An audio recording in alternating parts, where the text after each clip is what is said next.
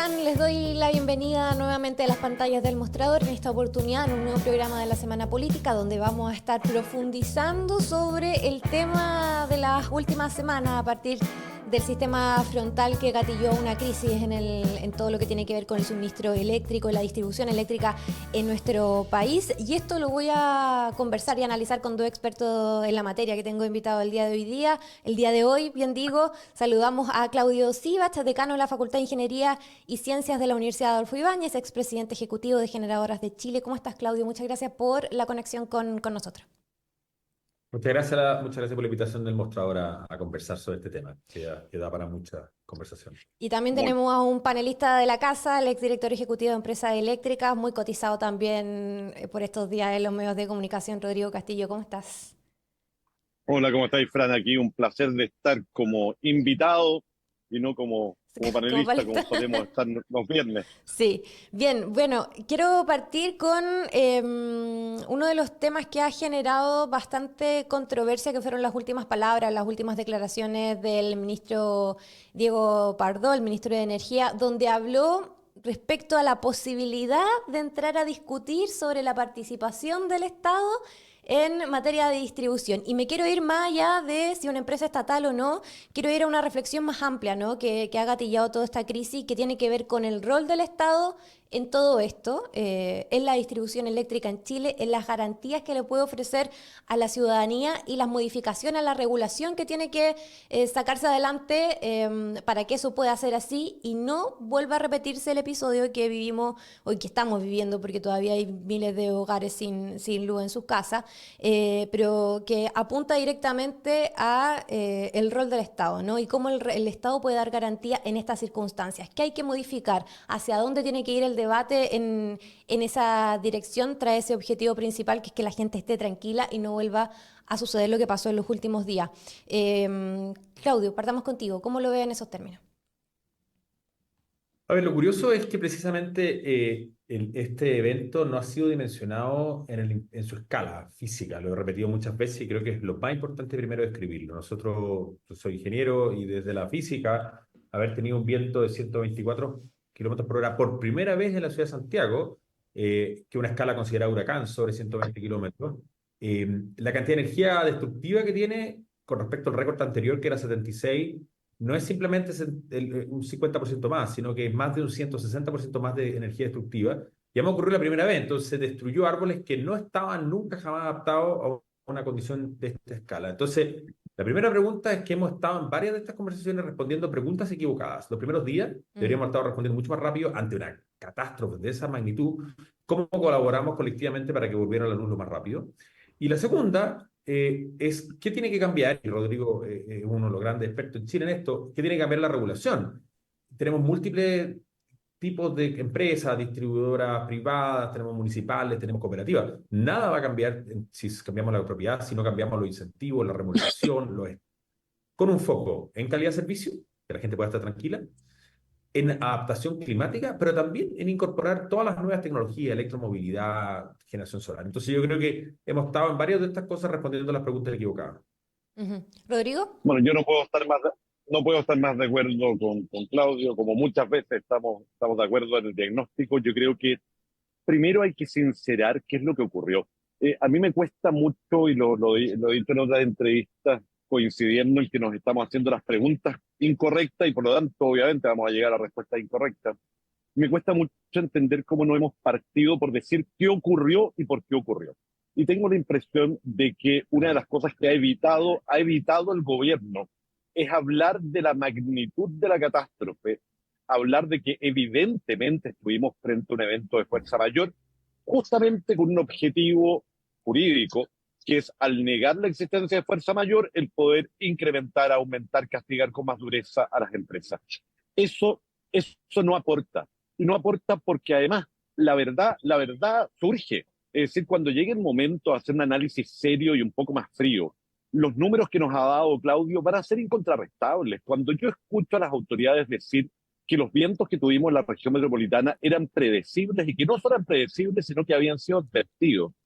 Perdón, los pronósticos que hacía la dirección meteorológica, hablaban de vientos de entre 50 y 60 kilómetros por hora, que tal como dice Claudio, no estamos hablando del doble. Estamos hablando que vientos sobre 120 kilómetros por hora son otra magnitud. Esto es lo mismo que decir, mira, sabíamos que venía un temblor, sabemos que no podemos predecir los temblores, pero digamos que alguien hubiera dicho, mire, viene un temblor grado 4 y fue grado 8.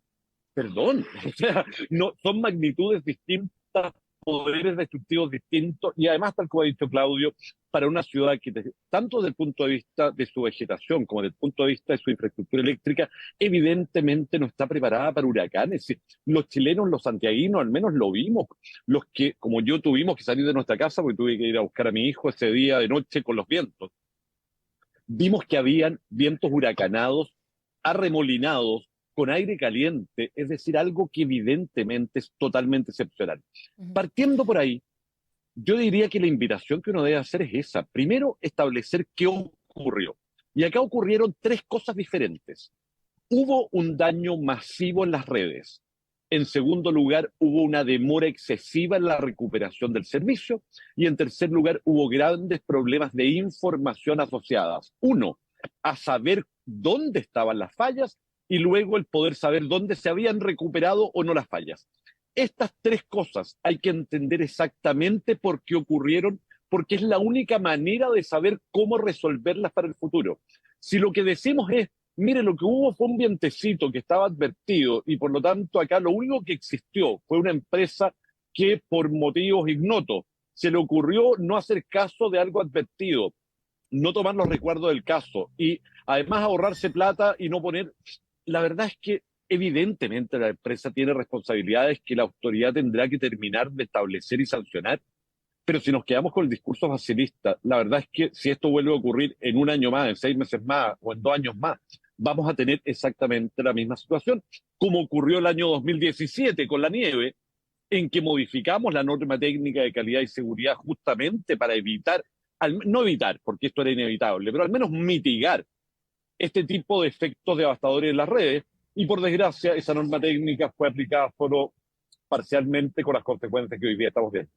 Ahora, hecho ese diagnóstico, retomo mi punto inicial y que tiene que ver hacia dónde tienen que encaminarse hoy día los debates respecto a los cambios de la regulación, cómo asegurar un Estado que sea garante también de ese derecho vulnerado y que no lo ha sido hasta ahora, de acuerdo a los diagnósticos que se han hecho, y también pensando un poco en lo que yo le señalaba respecto a las declaraciones del ministro Pardo, que dice, entre otras cosas, y esto me parece interesante para ponerlo sobre la mesa, dice, cuando uno ve las incertidumbres hacia adelante, es mejor organizar sistemas más heterogéneos, entendiendo que distintos comportamientos van a aportar mayor diversidad y resiliencia al funcionamiento del sistema en su conjunto. ¿Comparten esa reflexión o hacia dónde debiese encaminarse el debate en materia de regulación a tu juicio, Claudio?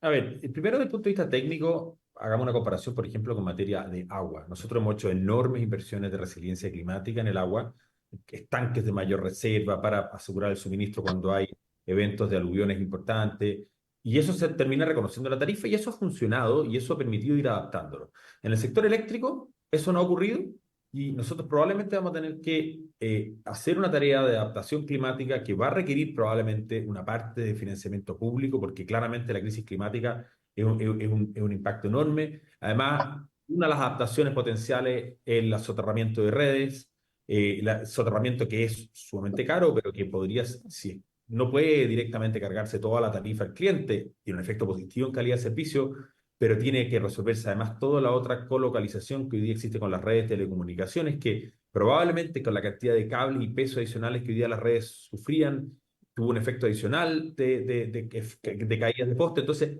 desde lo técnico hay que abordar caso a caso cada cosa. Otro tema que tenemos que abordar de lo técnico es, estamos en el siglo XXI, en el año 2024. Mi medidor de la casa es del año 72. Y nadie sabe si se corta la luz en mi casa, y en la gran mayoría de las casas de los chilenos, porque los medidores son los mismos de siempre. Entonces es intolerable en el siglo XXI, 2024, de que no estén digitalizados los medidores. Tendremos que hablar como Uruguay, 100% medición digital, que son cosas como el desde tecnológico. Y eso requiere inversión que la pueden ejecutar las empresas. Y nuevamente sobre esta idea de una empresa estatal, para los volúmenes de inversión necesarias, compiten los recursos públicos con otros. Vamos a ver al ministro de Hacienda tener que decidir dónde poner la plata versus educación y salud. Entonces yo creo que vamos a tener que aplicar correctamente estos mayores estándares que planteó Rodrigo. Y eso significa necesariamente invertir recursos en eso, y eso implica que las empresas tengan incentivos tarifarios para hacerlo, tal como las sanitarias lo tuvieron para la inversión en resiliencia del agua. Y eso, lamentablemente, obviamente es muy desafiante en un contexto de tarifas ascendentes, Ujú. pero no podemos pensar de que si va a volver, si mantenemos igual la regulación, no va a volver a ocurrir lo mismo. Va a volver a ocurrir lo mismo, y creo que es urgente hacer una reforma profunda de la distribución. Lleva del año 82 sin reformas profundas, y reconocer que esto no es un debate cómodo, pero si queremos una ciudad que por un lado sea más resiliente al cambio climático, mayor calidad de servicios, más recursos distribuidos, mayor arbolado urbano, eso no es compatible con simplemente pensar que la propiedad es distinta, o de que esto es una combinación de factores. No, definitivamente tenemos que mirar a quién y cómo tiene incentivos correctos. Ujú, perfecto. Rodrigo, Bueno, ¿cómo lo yo ven en esa línea? sí, nuevamente coincido con Claudio en todo lo dicho, así que no voy a repetir esa parte.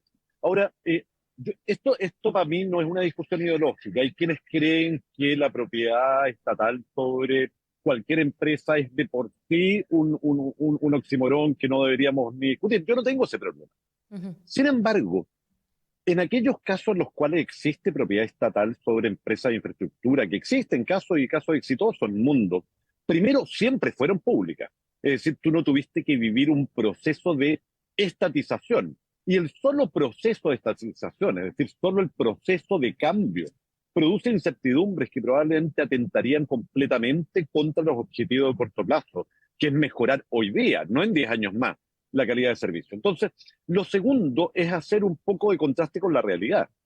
Yo te diría que la evidencia es totalmente unívoca en establecer que la propiedad sobre las empresas no es un buen predictor del desempeño, en cambio sí lo es el tipo de regulación, pues sea pública o privada, ujú, porque hay que entender que incluso en aquellos países donde la propiedad es pública, esas empresas son realmente empresas que se comportan en todo sentido como empresas privadas y son regidas por la misma regulación que las demás empresas privadas que prestan servicios equivalentes. Y es en aquellos países, por ejemplo, como Inglaterra, que es uno de los ejemplos mundiales en buena regulación de redes, en los cuales tenemos mejores resultados. Y además hay algo que es bien obvio: donde más se invierte en redes de forma eficiente, porque esto no es simplemente meter y enterrar fierros, a veces justamente lo que hay que hacer es desincentivar los fierros y tener soluciones alternativas de otro tipo, que es justamente lo que hace Inglaterra con su nueva regulación, permitir el que no sea solo el CAPEX el remunerado, sino también el OPEX, en fin. Pero la evidencia muestra que es la buena regulación y no la propiedad el mejor predictor de desempeño.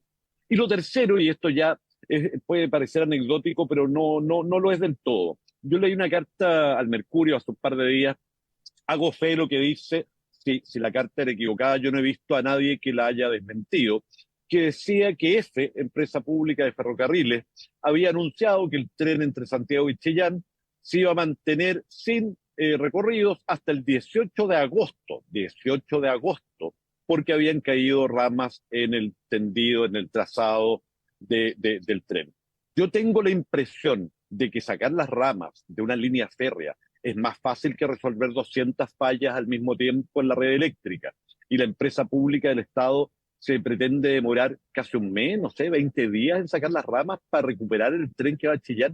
Entonces hay que tener cuidado en establecer cuáles son esas verdaderas nuevas capacidades que surgen de coordinación del Estado, porque yo no veo dónde está la coordinación del Estado para que el tren a Chillán vuelva antes del 18 de agosto. Entonces, insisto, yo creo que, como dijo Claudio, primero hagámonos las preguntas correctas, hagamos los diagnósticos correctos, no inventemos monos de paja para destruirlos, porque eso, si bien es fácil y puede tener réditos políticos de corto plazo, nos va a llevar a que, igual como ocurrió el año 2017 después de la nieve, estemos en el año 2024, 7 años después, todavía midiendo las casas con un ser humano caminando por las calles, en algunos casos midiendo con un catalejo, porque además cuando se acerca a la casa le tiran piedras.